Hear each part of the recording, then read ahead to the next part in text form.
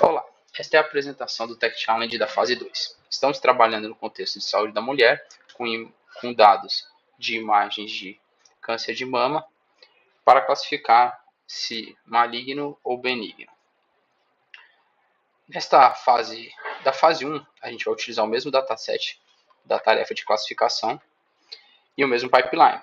Na fase 2, vamos utilizar um algoritmo genético para utilizar 3 parâmetros, o hiperparâmetro C e class weight, do nosso estimador, que é uma regressão logística, e o percentual de variação do PCA.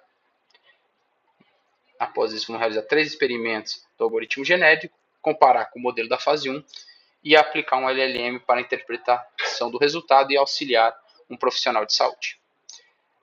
Como é baseado na fase 1, muita da parte a gente vai passar e os detalhes do algoritmo genético também vamos falar en passant, porque é o mesmo dado na teoria e vamos só nos pontos relevantes e pontos de decisão. Então, a configuração do ambiente, a base de dados.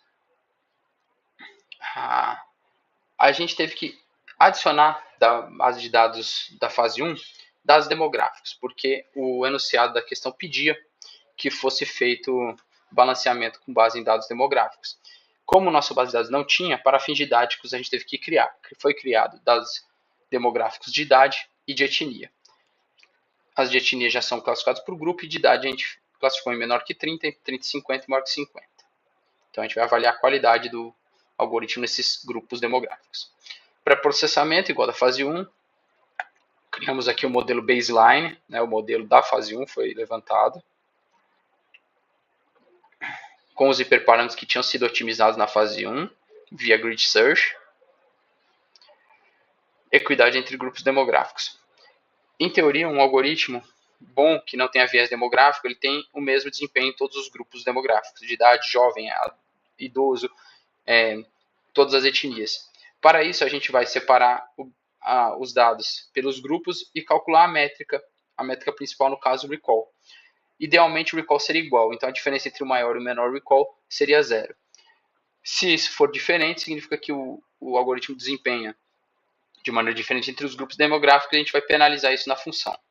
Então a gente calcula o gap e como está tratando de idade e de etnia, a gente vai tirar a média desses dois.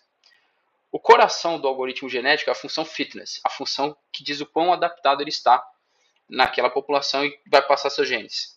A gente fez por ordem do comando do enunciado. Ele teria que levar em consideração o recall, especificidade F1 e a equidade demográfica, que no caso está representado aqui, 1 menos gap de equidade.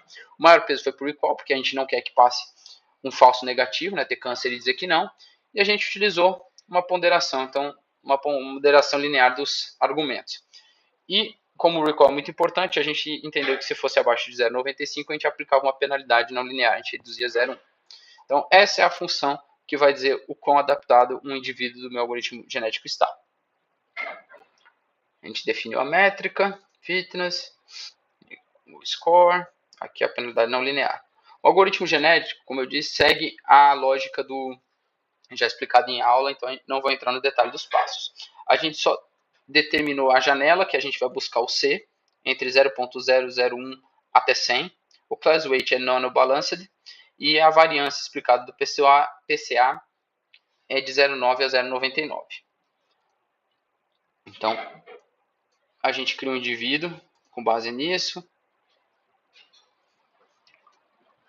A gente utilizou a seleção, o torneio, por ser uma escolha simples, comum, fácil. O crossover a gente vai fazer uniforme. A mutação a gente vai adicionar via gaussiano no C um gaussiano logarítmico, no PCA var um gaussiano e no class weight que é de classe, categórico, é um reset. A gente vai utilizar elitismo e a gente repete por N gerações. Então tá aqui o algoritmo. O torneio é simples, eficiente para a gente controlar a pressão seletiva, o crossover uniforme, a mutação e o loop do algoritmo, né? Fazer as gerações mantendo a elite, se for o caso, ou não. Experimentos. Fizemos 3 experimentos. Modificamos a população inicial, 10, 20 e 30, experimento 1, 2 e 3. Mudamos o número de gerações, 20, 15 e 35. Variamos a taxa de mutação, 0,2, 0,1, 0,3. O torneio a gente mudou o tamanho, né, 3, 3 e 4. E quantos que a gente vai manter de elitismo também. 2, 4 e 2. Vamos aos resultados dos experimentos. Nota-se que eles convergem muito rápido. Aqui convergiu na primeira geração mesmo. Na experimento 2, na segunda geração. No experimento 3, foi um pouco mais demorado, mas convergiu na quinta geração, já chegou no melhor índice. Estamos aqui.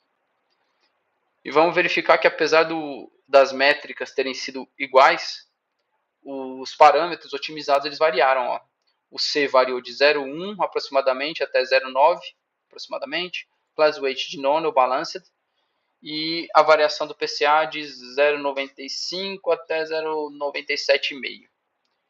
Então o que a gente percebe? Que eles convergiram rapidamente uma boa solução, com desempenho bem similar. Isso é até esperado, porque a gente só tem poucos hiperparâmetros para explorar, só 3. Então a população inicial logo já explora bastante. E o modelo inicial já era muito bom. Embora sejam idênticos os resultados, os experimentos variam ligeiramente. Então a gente percebe que tem uma região, não é um único ponto de ótimo. Quando a gente compara o algoritmo do modelo da fase 1, as métricas, a gente vê que ainda assim a gente conseguiu melhorar um pouco. Pouco, mas melhorando. O recall saiu de 0,95 para 0,97,5. O F1 deu uma melhoradinha, 0,01. O gap de equidade deu uma melhorada também. E a fitness score melhorou. Ou seja, apesar de a gente já ter um bom algoritmo na fase 1, o algoritmo já conseguiu melhorar. A gente fez aqui também, levantou a matriz de confusão, a ROI, você vê aqui pela matriz de confusão que ele só errou um dos casos, né, de teste. Aqui ele disse que era não quando era real. A ROC, muito boa a curva, né, 0,997. E aqui a gente vê entre os grupos, né. Se isso aqui fosse um dado real, a gente perceberia que o algoritmo não é muito bom para a etnia amarela. E também para idosos, ele erra mais. Mas, como dito, isso aqui foram dados criados, aleatórios, então isso não é real. Mas se fosse, teria que ser feito um alerta para o usuário disso. E tratado, talvez, separado esses casos, aumentar, fazer, às vezes, um ajuste, dependendo também onde seria aplicado. Né? No Brasil, a etnia amarela é muito pouco, né? Então a gente poderia simplesmente não aplicar para eles, né? Não seria adequado. Integração com a LLM. A ideia seria que o algoritmo aqui também integrasse com a LLM e auxiliasse a interpretar esses resultados numéricos para um profissional de saúde não acostumado com a área para lidar com o paciente. A gente utilizou o modelo da OpenAI, o GPT-4 Mini, porque ele é barato, robusto e didaticamente suficiente.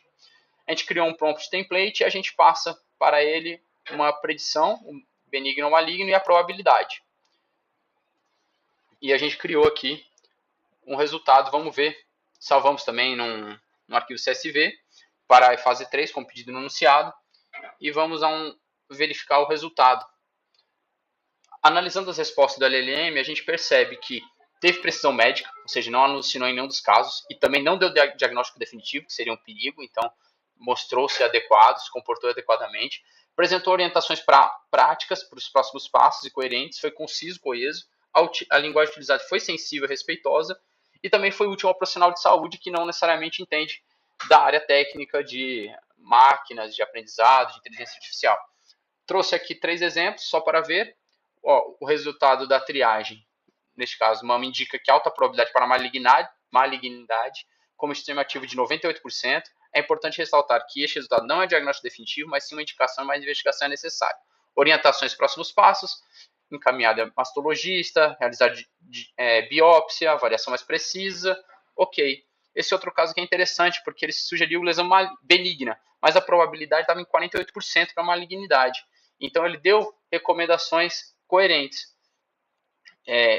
Enfatizar a natureza benigna, mas considerar uma mamografia adicional, ultrassom para melhor avaliação da lesão. Se necessário, encaminhamento para um especialista.